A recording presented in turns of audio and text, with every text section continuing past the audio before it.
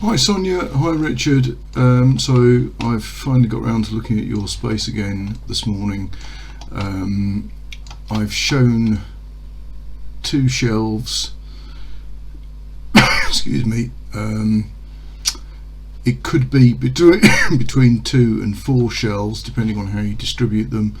Let me just show you 3 shelves quickly. Let's make a change there.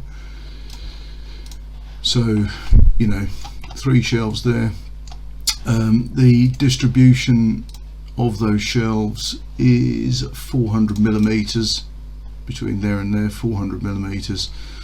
And you'd have seen some notes I've made in the email, and just quickly to show you, that's the cutting plan for the single sheet, so you can see how that sheet has been used and why it's these programs, they naturally find the most efficient way of cutting that sheet. So fine. Just let me know what you think.